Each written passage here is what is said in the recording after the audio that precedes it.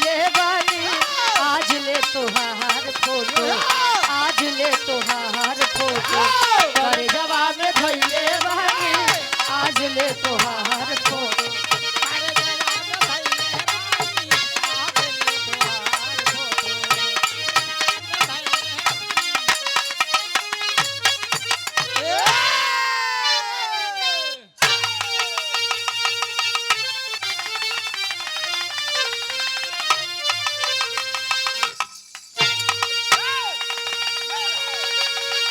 अब समरी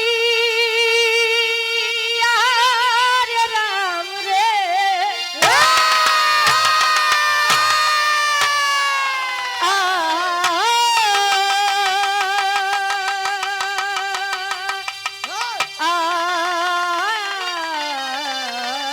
हो रहा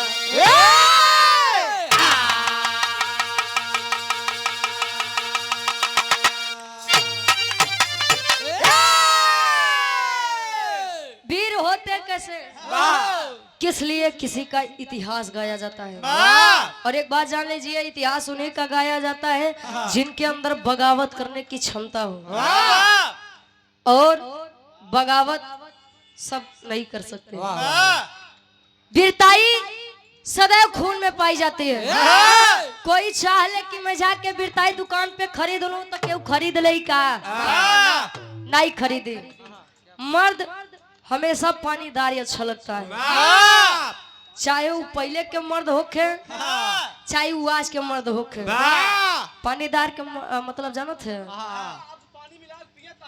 ना यार कहे रघुकुल रीति सदा चली आई मेरा रूप जुलुम ढाई आए नहीं कि ना वीर रहा था ये पूरी बातें बदल देते हैं कहे रघुकुल रीति सदा चली आई और प्राण जाई पर वचन न जाई बात के लिए मैं अपनी जान दे सकता हूँ लेकिन अपनी बात को कटने नहीं दूंगा अगर आज के समय में भैया 10 सदस्य घरे में हा तो 4 जने अपने बात पे टिकी हैं जेके पानीदार मर्द कहा थे और 6 जने सुबेरे का कहिए संझाले का होई यो खुदो नहीं जानते त्यावा गुरुजी 4 लाइन तनी उन वीरों के बारे में हमारे कवि जी कलम के माध्यम से लिखा था इन कैसे यो यो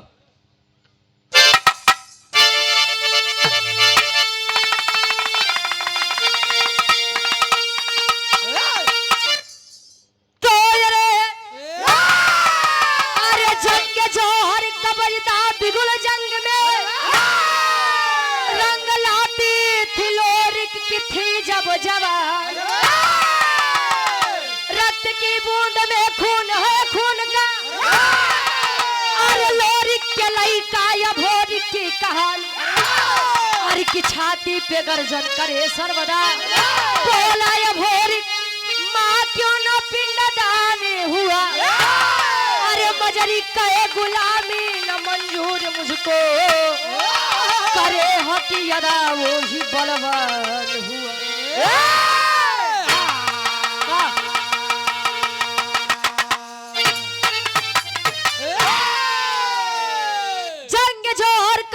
बिगुल जंग में अरे रंग लाती थी लोरी की थी जब जवानी रक्त की बूंद में खून है खून का लोरी के लइका या भोरी के कहानी हमारे हंस यदुवंश के शान वीर लोरी के बहू के नाम कुबई रहे अब कुबई जी के ससुरारी कहाँ भाई आप लोग जानत थे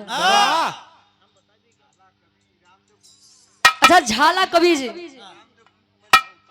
अच्छा ये हमारे गार्जियन जी हमारे अखाड़े के पुरोधा वीर रस के जाने माने कलाकार वीर रस केहू केतनो अच्छा गाई लेकिन आदरणीय रामदेव गुरु जी के नीचे सवे है आदरणीय ये हमारे रामदेव गुरु जी का मंच है बाबा ये 100 रुपए देकर सम्मान किया शायद हमारे गुरु जी जब इस संसार को भी छोड़कर गए होंगे तो हमारा जन्म ना हुआ तो एक बार फिर से धन्यवाद है इस मंच पर गाने बजाने का काबिल आप लोग हमें समझे ए भैया अच्छा हम कहा पूछते रहे कि कुबाई जी के ससुरारी कहाँ बजाना था आप लोग नहीं जानता नहीं हमें बताई देगी कुबाई जी के ससुराल हमारे नेवाड़ी जेठवाड़ा प्रतापगढ़ में बा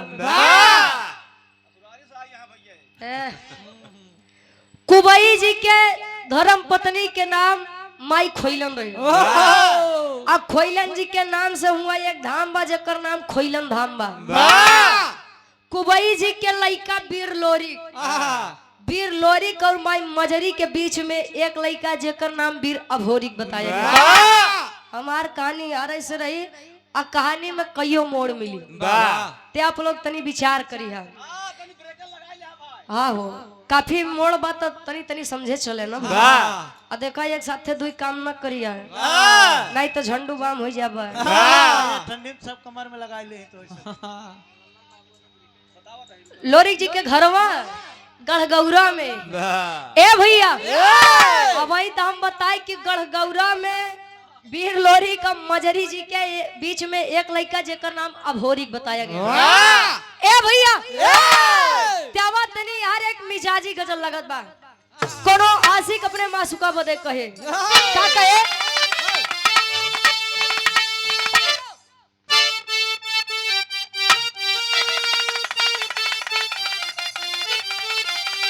कहे अरे परवाने जल रहे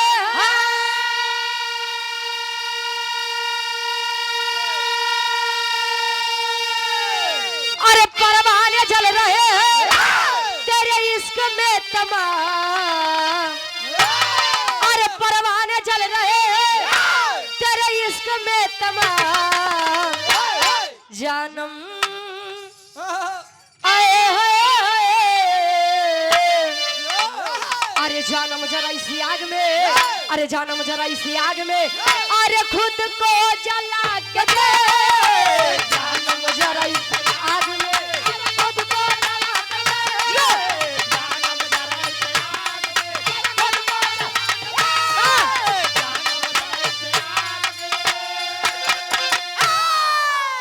कहे परवाने जल रहे हैं तेरे इश्क में तमाम अजानम जरा इस आग में खुद को जला के दे।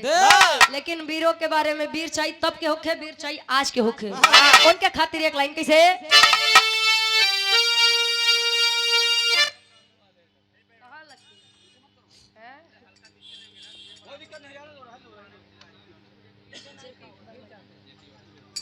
और होली मिलन समारोह बंदीपट्टी चौराहा हंडिया प्रयागराज से हमारे गार्जियन जी धर्म के बड़े भैया हैं जेपी वर्मा जी जय सिंह भैया नहीं आए। अच्छा ये सुंदर माला और 100 रुपए देकर सम्मान के आशीर्वाद के चारे उन वीरों के लिए एक लाइन कैसे गुरुजी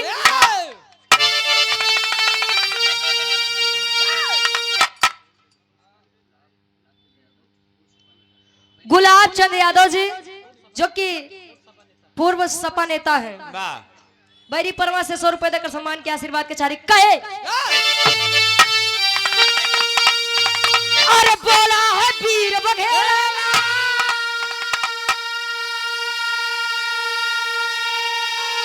अरे बोला है वीर बघेला अरे झंडा हिला के दे अरे बोला है वीर बघेला अरे झंडा हिला के दे अरे हट जाएगा समर से अरे हट जाएगा समर से अरे पंजा मिला के दे हट जाएगा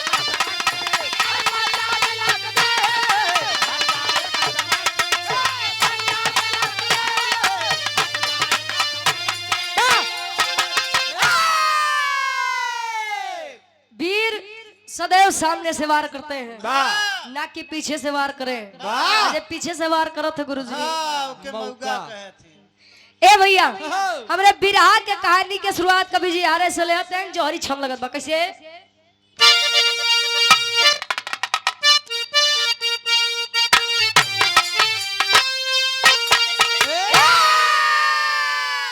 ध्यान देंगे अरे तो एक दिन मजरी माता से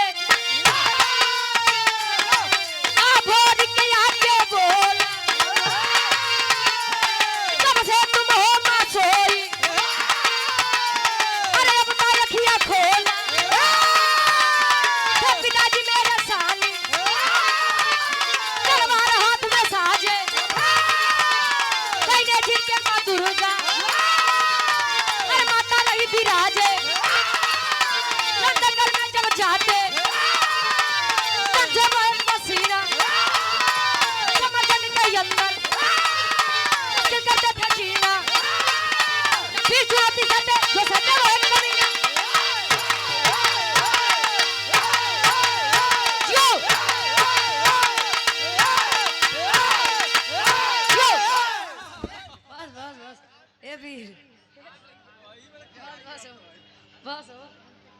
वाह जी, अब प्रयागराज के से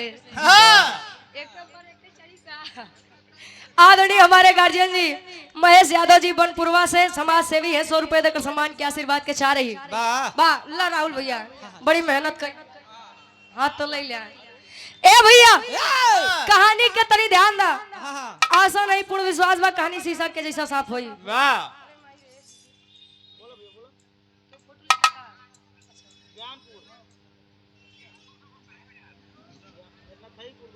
हमारे हृदय के गार्जियन जी बड़े भैया हैं आप सत्यम यादव जी, पूर्व प्रदेश सचिव समाजवादी युवजन सभा से ये 100 रुपए देकर सम्मान के आशीर्वाद के चाह रही। ए भैया पहले के पुरनिया काका दादा एक बात कहा है, पही लोग कहा था कि जो करे जवानी आवत है तो चोकरत की आवत रही का और हार आई रही का यार आई के गए ए भैया अच्छा कहा या बदे कि पहले के लोग अपन जवानी काम में खर्चा करे। अब देखा मेरे बाबू लोग देखला इतने इतने उम्र के हैं फिर भी बैठा है। आई मेरे बड़का भैया लोग भाई देखा बिरहा पूरा न होई लेकिन केहू यार भोगी है तो केहू यार यार खड़े खड़े गोड़ पिराई तई लोग महुआ खाए वाली इनकर लोग के महुआ खाए वाली दे हैं यार। खैर बाकी जाए दे बात। इनके लोग महुआ पिए वाली ए भैया धीरे धीरे समय बीता, वीर ये भोरी बाल्यावस्था से जब किशोरावस्था में प्रवेश किया मतलब जब लड़की से जब ओकरे जवानी है। पशु डॉक्टर हैं आप विनोद यादव जी, ये जान लो भगवान के दूसरा रूप ये है। ये सुंदर माला और 100 रुपए देकर सम्मान किए। ऐसा बात न बोला जो ए भैया आदरणीय हृदय के हमारे गार्जियन जी आप गोलू यादव जी ब्रांड जिला पंचायत सदस्य प्रत्याशी, आप वार्ड नंबर 11 से दसवतपुर से बरिनपुर, आप गार्जियन जी के द्वारा 100 रुपए। अच्छा माई दुर्गा के चौरा पे बैठ के पूजा आराधना विनती इबादत करे। एक दिन वीर भोरी बैठा पूछ रहा है माँ, अरे माँ माई हो आखिर मेरी विनती क्यों नहीं स्वीकारी जा रही है। मेरे पिता वीर लोरी जब भी आपको जरूरत पड़ी अपने जंघे का खून पिला करके आपको संतुष्ट करने का काम किए हैं। ए माई हम नहीं के लइका वीर या भोरी माँ दुर्गा प्रकट हुई बता रही है बेटा मैं क्यों खुश हूँ। ये हम नहीं, ये आप बताते हैं कि अगर हमारे पुरखा पुरनियों का पिंडदान नहीं होता, तारन तार नहीं होता तो हमारे पूर्वज इस संसार में भटकते हैं। समझने की बात है। ए भैया लोग गाय के अंदर माता को देख लेते हैं, कौए के अंदर हमारे पूर्वज दिख जाते हैं, लेकिन वारे जमाना आज के समय में इंसान को इंसान के अंदर इंसानियत नहीं दिख रही है। अच्छा ठीक बा, खैर बात के बाद भाई आप लोग ज्यादा बुद्धिजीवी है।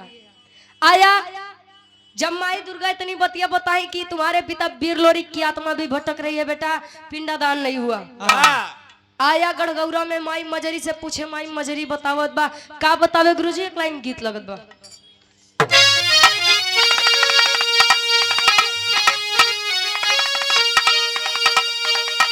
बिरहा सम्राट स्वर्गीय गुरु रामदेव गुरु जी अपने जवानी के आलम में गए, गायन और गाय के चला गए। तू कहाँ गढ़ प्रताप, गढ़ प्रताप नहीं प्रतापगढ़। वाह ए भैया पहले के दुल्ही फरमाइश करे तो झुमका झुलनी पाइजे नथिया एनहन सब चीज के फरमाइश करे। आज के दुल्ही फरमाइश करत बा स्टोन वाली साड़ी नहीं बा, मेकअप के सामान नहीं बा, फरमाइश चेंज हुई के बा। ए भैया गुरु जी गावे कैसे गावे,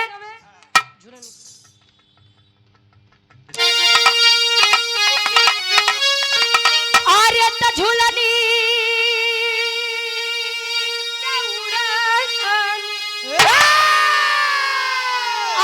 झुलनी पे उड़नी हाय जहाजिया उड़ा दो, हाय जहाजिया उड़ा दो, हमार पाई से बड़ा जहीरा जला दो, हमार पाई से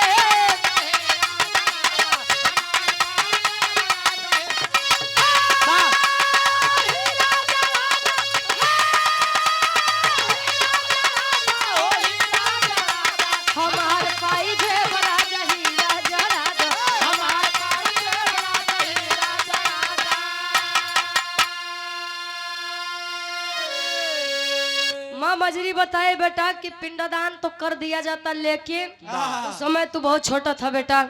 और पिंडदान करने के लिए वहां पर कोई जाता है तो पिपरी का राजा सुरपति, ध्यान देंगे सुरपति, कई सुरपति के साथ युद्ध करना पड़ता है।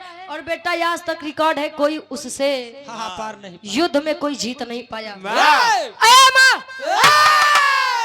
क्या आज भी आपको मेरे पिता वीर लोरिक के वीरताई पर शंका है? नहीं बेटा, अपने खून के ऊपर शंका बा? नहीं रे बेटा। तो कहीं सुन मेरी बात, क्या बताए? अरे वीरताई क्या हमरे, अरे वीरताई क्या हमरे, हाय तिलकिया लगावा, हाय तिलकिया लगावा, हमार माई हमके रण में पठावा, हमार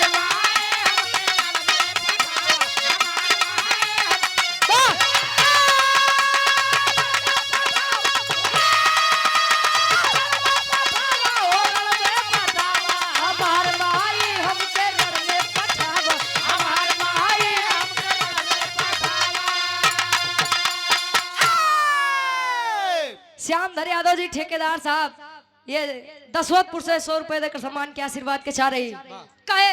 अरे बाढ़ल गुमान बाटे अब दुश्मन के भारी, मिटाऊ खानदान बाटे पूरी तैयारी, मिटाऊ खानदान बाटे पूरी तैयारी, मिटाऊ खानदान बाटे पूरी तैयारी। अरे त ममता के प्रीतिया, अरे ममता के प्रीतिया तू मन में जगावा, हमार माई हमके रण में पठावा। वाह भैया,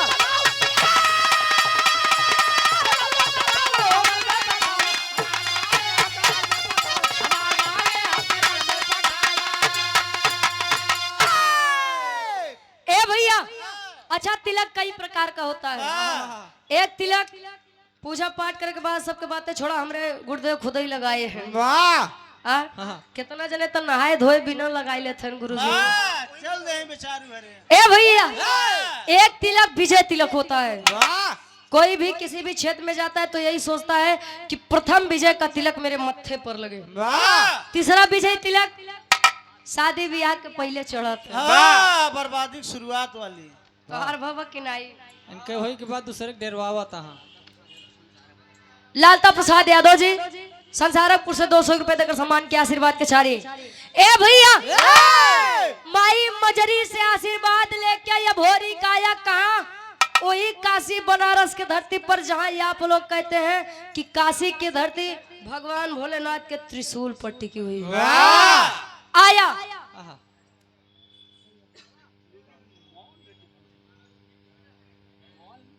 हमारे गार्जियन जी सम्मानित आप प्रदीप कुमार राजा पासी, अच्छा अपनी है, भावी जिला पंचायत सदस्य वार्ड नंबर 12 से कारीगांव से, ये 500 रुपए देकर सम्मान के आशीर्वाद के चाह रही। आया तो ये काशी घाट के किनारे एक पंडित से मुलाकात होत बा, एकदम भोरहरिया के बेला रहे, लगभग 5 या 4 बजे रही हुई। शशिधर पंडित से मुलाकात हुई तो जब देखत बा तो एक बात पूछत बा। उ पंडा का पूछे? एक लाइन गीत लगत बा गुरुजी।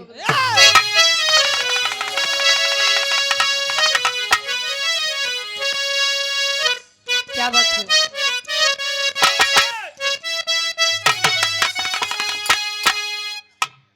पहले के समय में शादी ब्याह होके तो गौना 3 साल, 5 साल, 7 साल, 9 साल, 11 साल, इतने साल में जाए तो अच्छा पहले के लोगन के अंदर सहन करे के क्षमता रहे।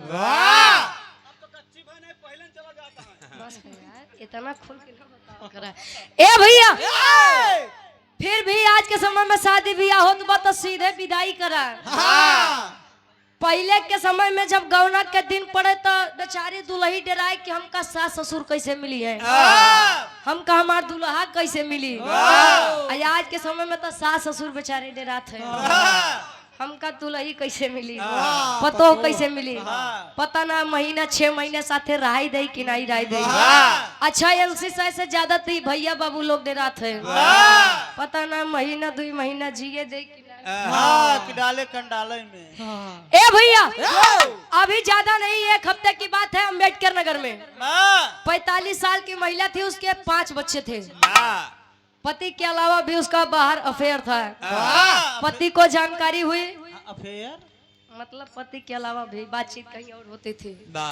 पति को खबर हुई, कहे काम करते आप बोरिया बिस्तर बांध आओ, चल हम तो खुद खुशी खुशी ले आई के चलत बनी। ले गया, प्रेमी के हाथ में अपनी पत्नी का हाथ थमा दिया। लौट के आया तो गांव देश वाले पूछे, अरे यार 45 साल के अपन मेहरारू तो छोड़ दिया, 5-5 ठी तोहार गदेला है, कहाँ जाएंगे? कहे भाई साहब सौंप देते जियत ही, कतो न लेके जाई तो हमारो हाल, हाँ वही ड्रम में जाई। हमार गदेला कहाँ जाते?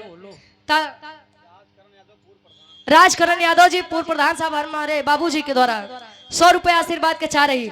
तब पुराने समय के बाद भाई जब लड़किया के गौना के दिन पड़ा तो अपने सखी और सहेली से कहे, का कहे?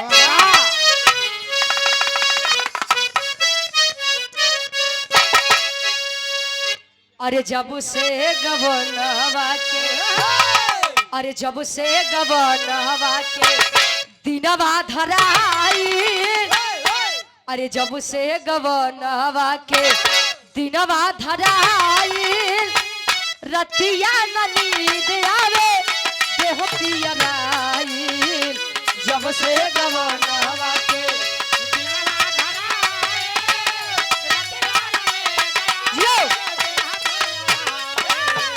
जब से गवाना लेकिन करे पिंडदान भोरी, करे पिंडदान भोरी बनारस में आया, शशिधर पंडा से बात लड़ाया। करे पिंडदान भोरी बनारस में आया, शशिधर पंडा से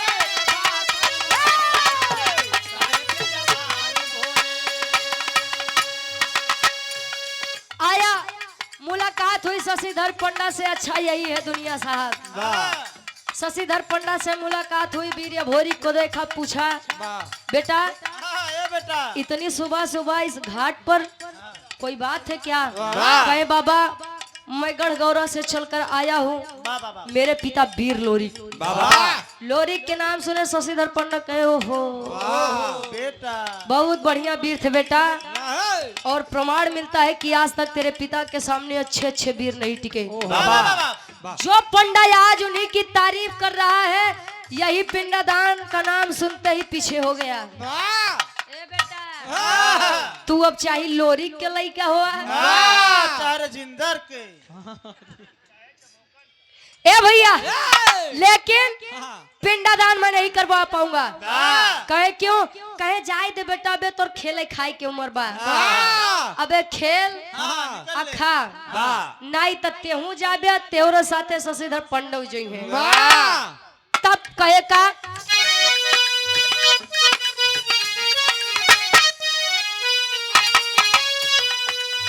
कहे पंड पहले पिंड दान करी राजा,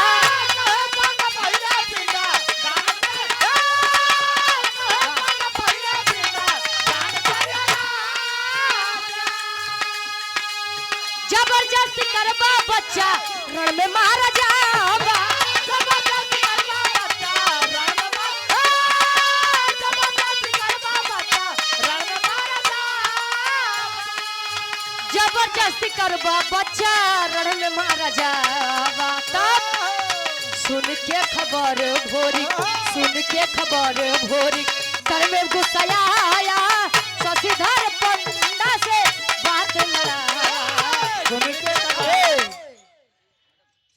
यशियानाथ सरोजी कारी गांव से भावी प्रधान पद के प्रत्याशी हैं, 100 रुपए देकर सम्मान के आशीर्वाद के चाह रही।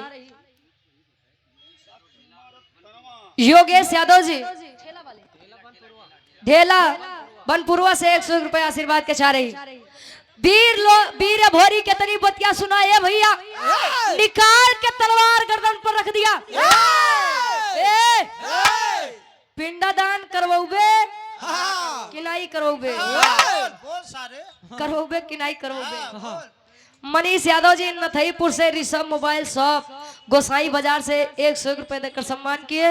माई भगवती करें कि तोरे काम में दिन रात चौगुना तरक्की हो। वाह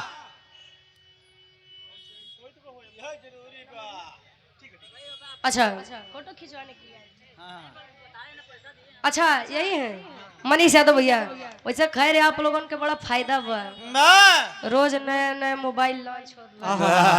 ए भैया अच्छा तनी गौर करिए आप बेचारा शशिधर पंडा खड़ा रहे धीरे धीरे बैठक चालू लगा नहीं रही। अरे साला पिंडादान नहीं करवाओ तो ई मार दे पिंडादान करवाई दे तो वो मार दे।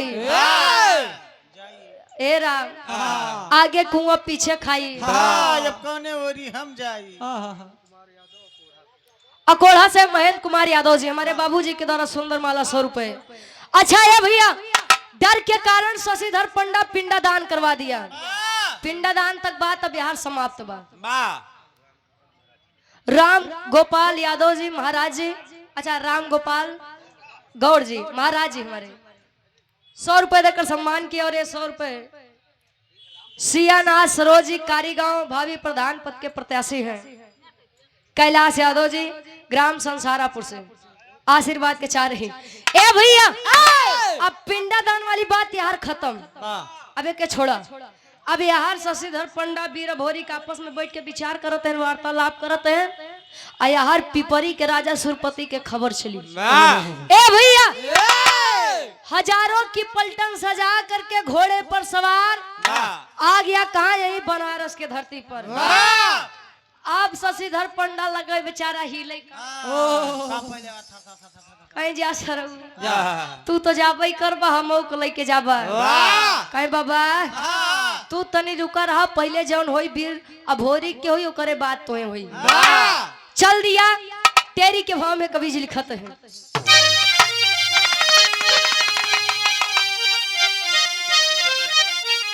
अरे राम जवानी जंगी जूझे जमके अरे तो जवानी जंगी जूझे जमके तलोरी को पूत या भोरी कहे मिटाऊ हमके अरे ओ हमके अरे ओ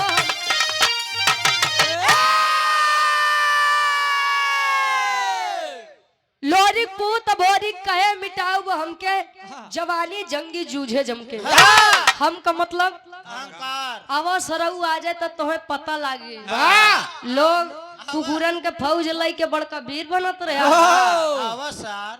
अच्छा ये भैया एक तरफ हजारों की फौज लिए सुरपति एक तरफ वीर भोरी का केला है। जौने समय भाई साहब तेगा तलवार भाजाए सैकड़न वीर ऐसे धराशायी हो जाए होत का मेरे बिरहा के आखिरी गीत लगत बा।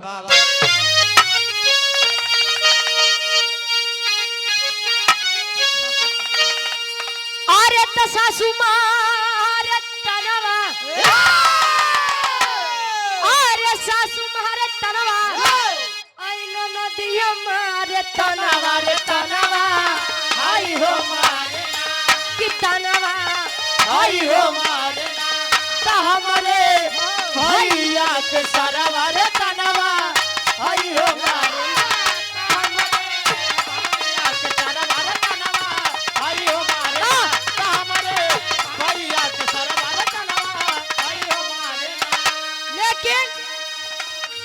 लोरी के पुतवा दरजा लोरी के पुतवा दरजा वीर बलवनवा जनवा अरि के मरबना कि जनवा अरि के मरबना कूदा जंग माय जनवा रे जनवा अरि के मरबना कूदा जंग माय जनवा रे जनवा अरि के मरबना कूदा जंग माय जनवा रे जनवा अरि के मरबना काहे लोरी के पुतवा गरजा वीर बलवनवा जनवा यारी के मरबैना कूदा जंग मैदानवा जनवा आरी के मरबैना आरी के मरबैना।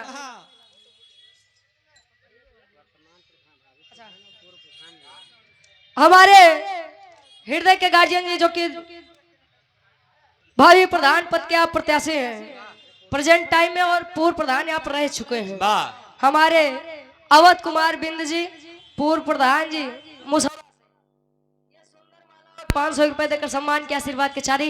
ए भैया बैठ जाई तो ले लिया अब भी रहा में डिस्टर्बेंस ना होके।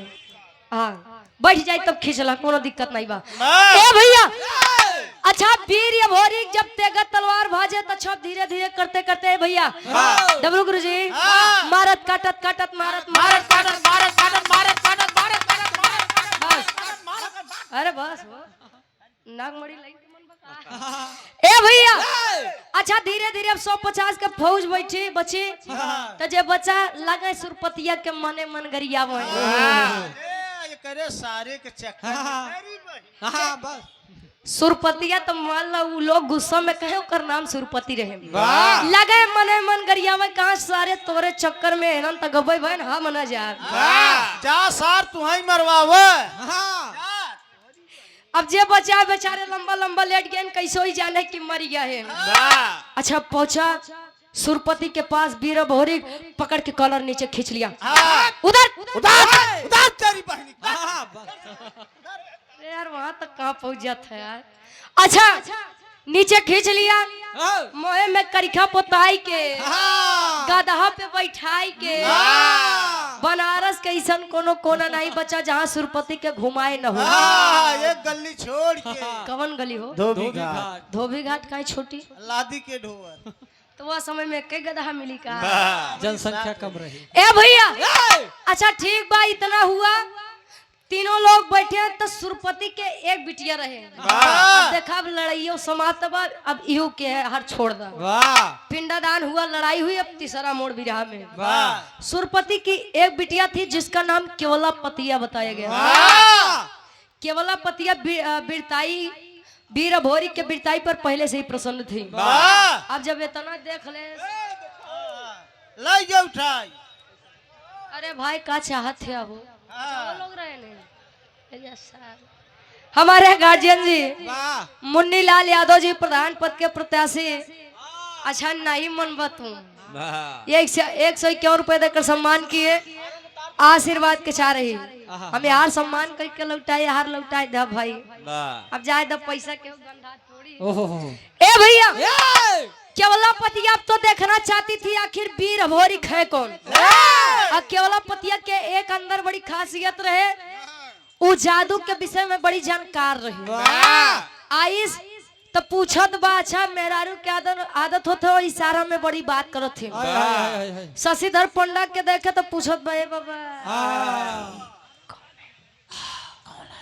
हमसे ज्यादा तो तुम ही बढ़िया बोलत है हो तो शशिधर पंडा इशारा करत है ने बेटी इहे या कि जे तोहार बाबू केतना दिन के बनी बनाई इज्जत माटी में लई गवा ये या तब ले केवल पतिया करत है का गुरुजी पापट के भाव में कभी जी लिखत है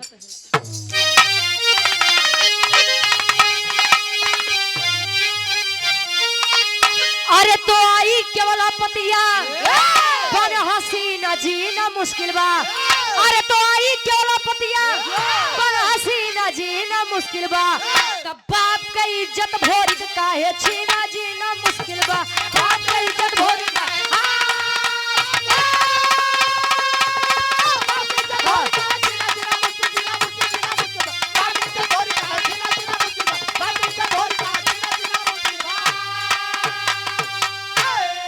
अरे त जादू चलाई दिहली सुगना बनाई हो पिजरा में कैद करके पिपरी लेके आई हो अरे कहे कुंवारी जिया बनाई तोहर बिन जीना मुश्किल बा तब बाप के इज्जत भोरी काहे अब छीन जीना मुश्किल बा बस आई वीर भोरी को समझ पाते उसके पहले केवल पतिया अपन लगी जादू चलावे सही कहा कि तिरिया चरित्र दयो न जानम पुरुष के भाग्य और मेहरारू के चरित्र कब बदल जाई क्यों देखे नहीं भाई बदल गया तुम बदल गया भाई का भाई हेलो हेलो का भैया ऑपरेटर भैया का हेलो देख लो हमार बिराह एकदम आखिरी में बा अच्छा धीरे धीरे समय बीतत बा केवला पतिया रोज गुसिया के कहे जा दुनिया तरसत बा तोय मिलत बा तो तोय अटकत बा अच्छा धीरे धीरे समझ भी तक बा यार गणगौरा में माई मजरी के अपने लड़का अभोरी के चिंता सतावत कहा जाता है माई के जिगरा गाई के पुतवा के जिगरा कसाई के बाबू जियरा साढ़े के ए भैया अच्छा भेजती है माई मजरी गणगौरा के दुई वीर और वीर के नाम का रहे गुरुजी आल्हा के भाव में कवि जी प्रमाण देते हैं।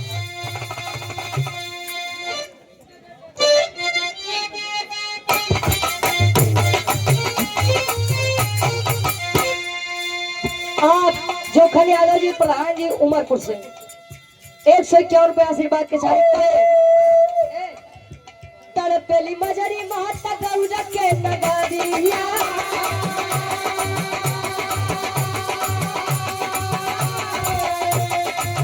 केवरा चंद्राई के दी होली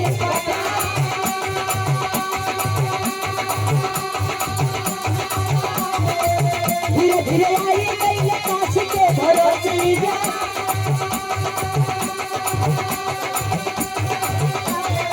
धीरे धीरे आई गई काश के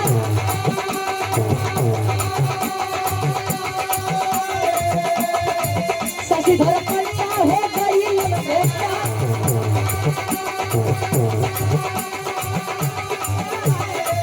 लगल बताए पंडा पूरी कब खबारी लगल बताए पंडा पूरी कब खबारी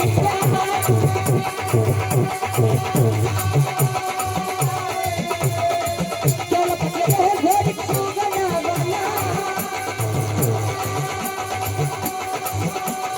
माई के बनाई हम दुल्हू हो वीरा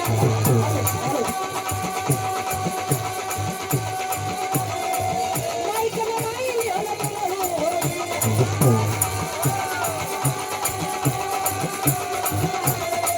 झुम झुम जोगी बन के भजन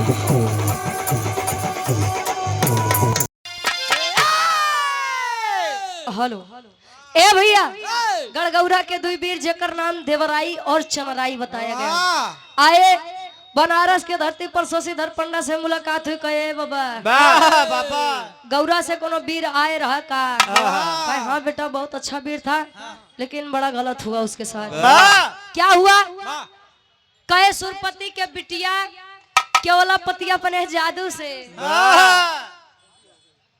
सर्दी हो गई जुखाम होई के बाद जुखाम हेलो वाह वकील भैया हेलो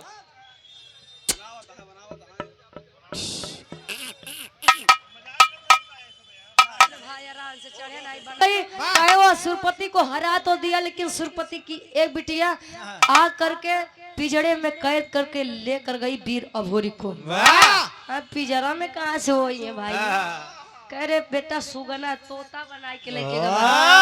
अब जादू का काट तो जादू से ही होता।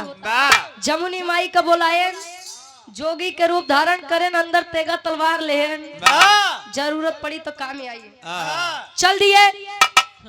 जब बाहर चल दिए तो पहुंचत है राज दरबार में पहुंचन तो भजन गावत है केवल पतिया कहे हमार राजा ए हमार सैया ये हमार पोपो हो अबू का हुआ हो प्रेम से बुलावत रहे। चाची बुलाओ थी का ए भैया लाइक के पिजरा नीचे पहुंची नीचे रखी माई जमुनी देखियो हो बेटा जब हो रही हाँ माते वहां पर फंसे हो हाँ माई रुका बेटा तोरे आत्मा शांति शांति देते देवा हो। होत अच्छा पहुंची अत्ता बोले करत थी अपने जादू से वीर अभोरी के उनकर पुरुष वाला तन दे आई केवला पतिया बेचारी कुछ समझ पावत ओसी पहले करे जादू से गदही के रूप दे देंगे। इज्जत खुल गई कभी से। हाँ क्या बात है।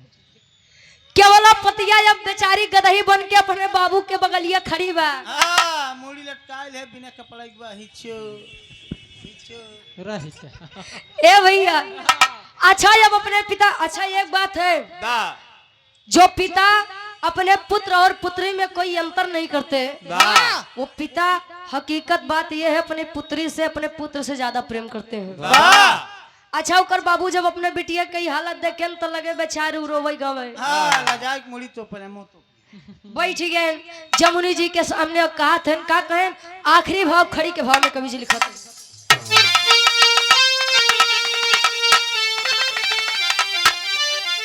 अरे तमाने गलती जमुनी के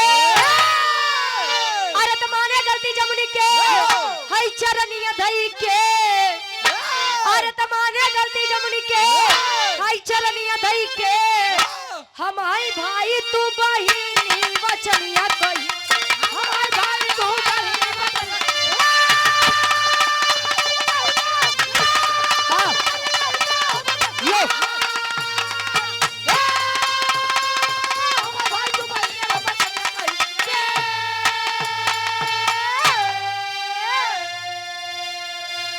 बिरहा में एक नया और मोड़ आया अब यार गदही बन के बेचारी बैठा बा सुरपतिया बेचारा बैठ के तुम्हार बहन समान हम तुम्हार भाई समान जो पानीदार मर्द होता है साहब उसका शान मार दीजिए जान मारने की जरूरत ही नहीं है शर्म के मारे पानी पानी होकर वो खुद ही मर जाएगा जे पानीदार मर्द बा ऊ अच्छा सुरपति बैठ गया अब बीर भोरी मार गुस्सियाए निकाल के तलवार रख दिया गर्दन पे नहीं छोड़ूंगा तुझे काट लूंगा सारे मैं तुम्हारा तीनों क्या हाथ गोड़ मूड़ी वाह पूरा बोला करा ना ए भैया नहीं छोड़ अब जमुनी माई कही है बेटा तनी गरमा कम बैठ जा बेटा बैठ जा अच्छा बैठाई कहे माई हम एक के शर्त पे छोड़ब कवन शर्त बा कहे माई एकर बिटिया केवला पतिया हमसे बड़ा प्रेम करत है एक कही दा हमार शादी उससे करवाई दे शादी करवाई दे एक अपन ससुर मान ले छोड़ दे कहे बेटा शादी तो हम करवाई दे लेकिन बड़ी दिक्कत बा कवन दिक्कत बा कहे बेटा या तो तू गधा बनी जा आया आता एक के लड़की बनावा भाई एक गदही एक लड़का मिलान थोड़ी होई माई जमुनी कहीं क्यों कि गधा गदही बने के जरूरत नहीं बा हम ठीक करत हई समान अंतर कह दे अब ठीक करी तब ले होत का अरे केला पतिया भोरी के हो गईली हो शादी त शिव भोरी पैदा भइले पिपरी मिली आजादी शिव भोरी पैदा भइले शिव भोरी पैदा भइले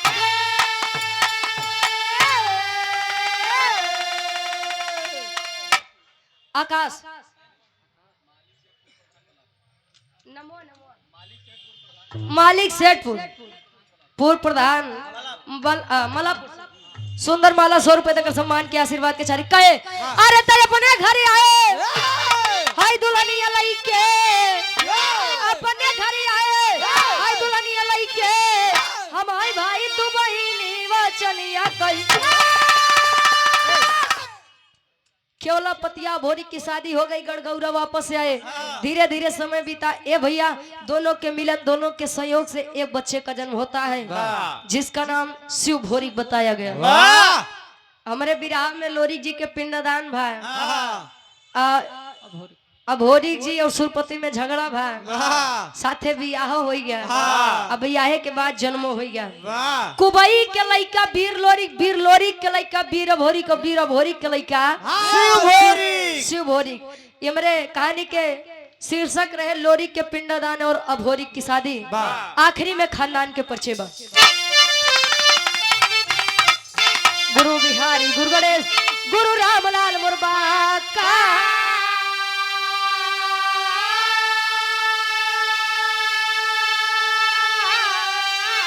अरे स्वर्ग विराजे कवि चंद्रिका बच्चन का विजय पताका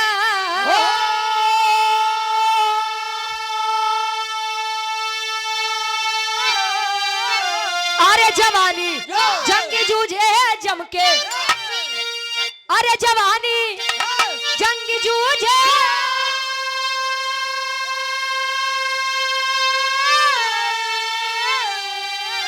अरे जवानी जंगी जूझे जम के ग्वाल वंशी रुचि बरी का नापे पानी जवानी जंगी जूझे जम के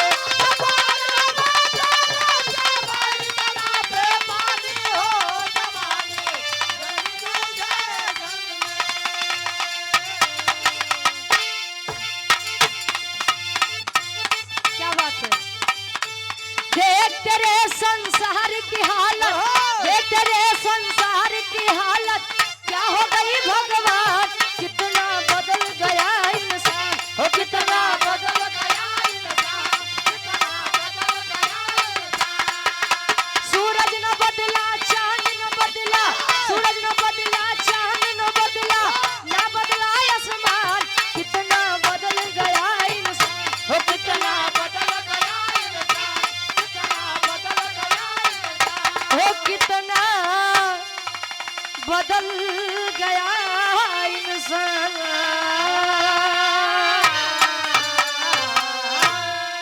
गायो बजाओ काय सुनो में कोनो भी गलती कसूर होई, आप लोग अपन लड़कियां बच्चा समझ के माफ किया।